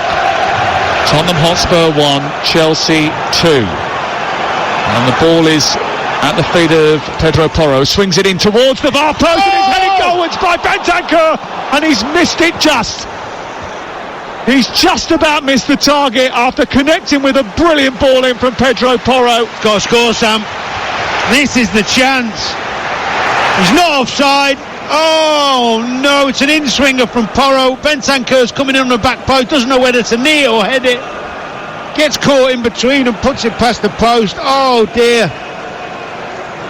What a point that could have been for them. Wow. It could have been a seismic moment for Tottenham in this season, but Bentancur somehow has missed it. He steered it wide of the upright, and Chelsea once again from a set piece, bearing in mind that they've got extra numbers, allowed Tottenham to get a free header in inside the penalty area. It's criminal. It's really poor, really poor.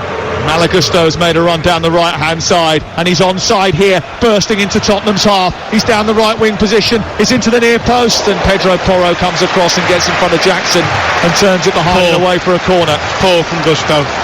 Jackson was on 5 seconds before he even tried to play him, and it was poor touch that let him down. Corner kick over on the far side for Chelsea, who lead by 2-1. And what has been an epic spectacle of a football match in the Premier League, a Premier League classic. It's been volatile, it's been hotly contested, and it remains finely poised going into the final 3 minutes of the game. Here is Malagusto. Wide it goes to Palmer. Palmer to Sterling. Sterling with Gallagher trying to run in behind. Sterling continues to try and tease his way through 3 players when he could just pass the ball. Strange. Man of his experience and quality. He's given it away, and Tottenham are trying to bring it clear. Bentancur's trying to run away to the near side, and Chelsea screaming from the sidelines. Pochettino and his assistants, don't foul. You don't need to give anything away here. And Tottenham desperately trying to get back into it. They've shown great character. Some of those players that have been out of the team for a long time have been brilliant. But they are going to lose for the first time in the Premier League this season in the next few minutes unless they can find an equaliser.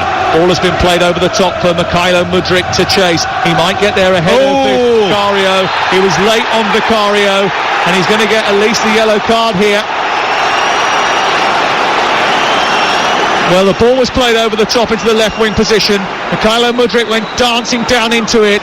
Out came Vicario. He got there first and the yellow card comes out for the Ukrainian. Well, the ball went over the top. Yeah, brilliantly played by Moises Caicedo. Mudryk wasn't going to get there.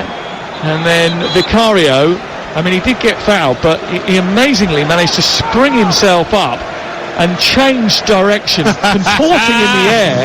Oh, dear. So brilliantly that I actually think he might have been recruited for the Italian high diving team. He's been a gymnast in his day, the boy. Sterling is off and Leslie Ugachukwu is about to come on. We're in the 89th minute of the game and it is still 2-1 to Chelsea. And the winning goal going to be scored by Nicholas Jackson. I feel disappointed in the game we could have had. Yeah. Do you feel disappointed that Chelsea scored with 15 minutes to go and they weren't still searching for it like now? It was still a knife edge now. Yeah, of course, but we've had Tottenham nearly score and have the goal disallowed, so we'd had some entertainment in the last part of the game, but I'm talking about the quality in which the game started and then to be changed by Romero's stupidness, really. It's a shame for the game that was so high tempo, so forward thinking in terms of two teams both wanting to win and go after each other.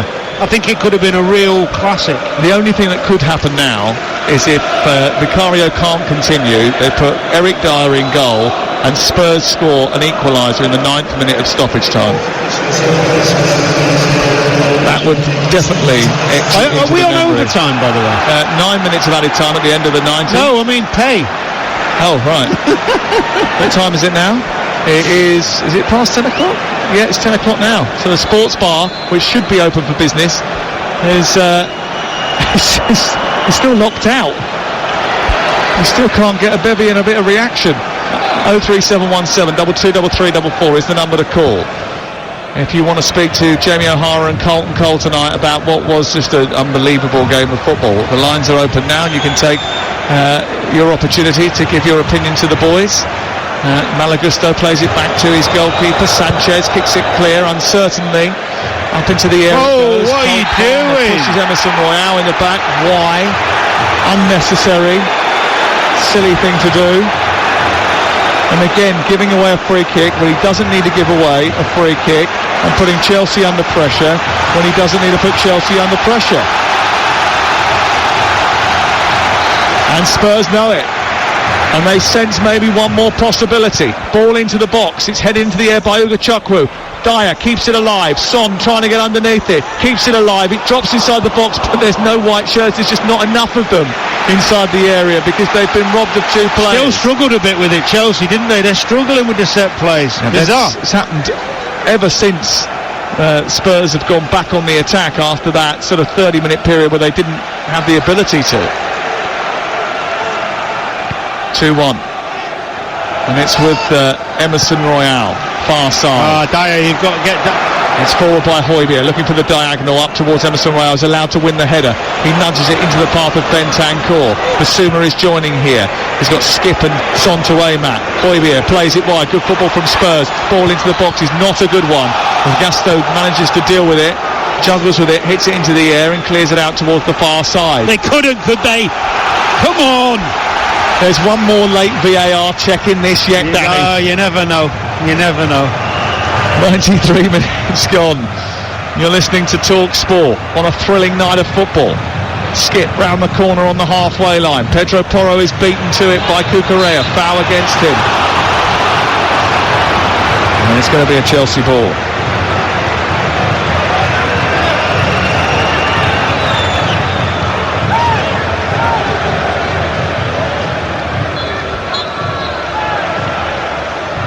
Free kick to Shaw, the halfway line. 93 minutes played. And we've got 9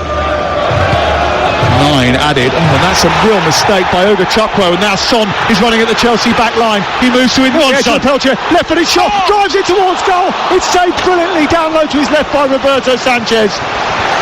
And if he hadn't have got there, then Son surely would have made it 2-2.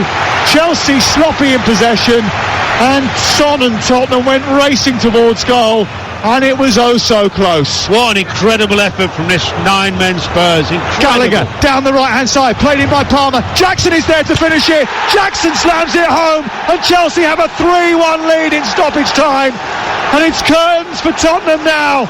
And Ange Postecoglou's unbeaten record, he's going to go. A brave effort with 9 men, but unpicked in the end by Chelsea, getting in behind that high line again. Nicholas Jackson at the double, and Chelsea are taking all 3 points from Tottenham Hotspur Stadium once more.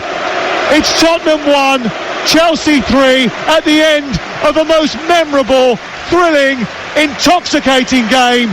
Seconds beforehand, Son could have equalised. 30 seconds later, Chelsea are home and hosed. Spurs fans appreciating what these players have put in. Forget the bad guys who've gone off with the red cards. These are the guys on the pitch with 9 second half, put in a tremendous effort and deserve the applause the supporters are giving them. Yes, Chelsea have killed them off now, but what a fantastic bit of character shown from this group. Something the manager can take from this game. I know they've lost and they've got some injuries, but these players are in it. These players are in it with him, battling till the end, showing commitment to the cause. Tremendous. I'd be delighted if I was Postecoglou. I actually think that they will be happy in defeat. That they have learnt so much about what they've got, and what they've got is better than anything I think they've seen at this stadium since Pochettino left, probably. They've got character. At this stadium, probably. They've got energy, they've got character, they've got desire, they've got personality. There's something about the group. Yeah, they're going to lose 3-1 tonight with 9 men. They made mistakes, stupid mistakes. Udogie shouldn't have got sent off, nor should have Romero. That indiscipline has cost them. But there are things in this performance which Tottenham will learn from. Absolutely. And Chelsea will take a lot from it too, because they're going to win a London derby. They don't win many of those, and it will take them into the top half of the table.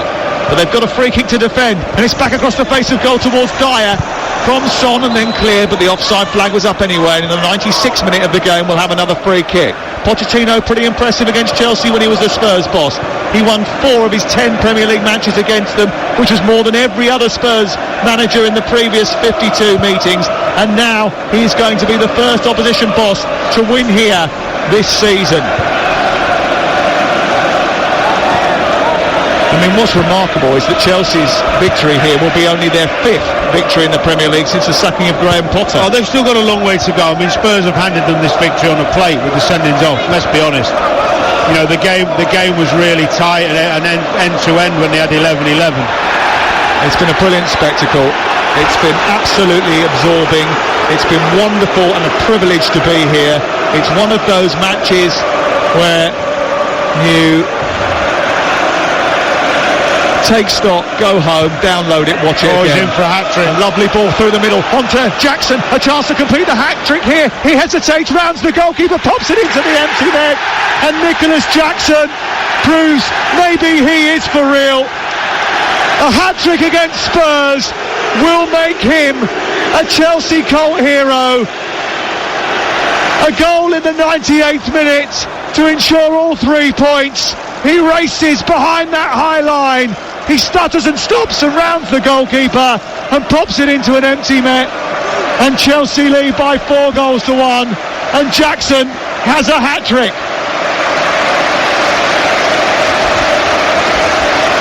It's tough on those Tottenham boys. It's crushing after the effort that they put in. Good finish from Jackson, actually. Will do him the world of good. Ange Postecoglou looks to the floor. He knows his team have been undone in this second half 3 times with the ball over the top. We question the wisdom of them continuing to press high. Yeah, there's a couple of things. One was the wisdom to play high again constantly, which seemed to me like a recipe for disaster. So maybe question that. The discipline has to be worked on with certain members. He's got to cut that out.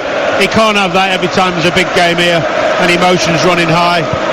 But what he can take from it is those players on the periphery have come on for him tonight, are on board with him and have put in a tremendous shift. Mudryk down the left-hand side into the penalty area, trying to make it 5. Tees it up for Jackson, who's missed from inside the 18-yard box and skied it when he had a chance to get a quartet of goals.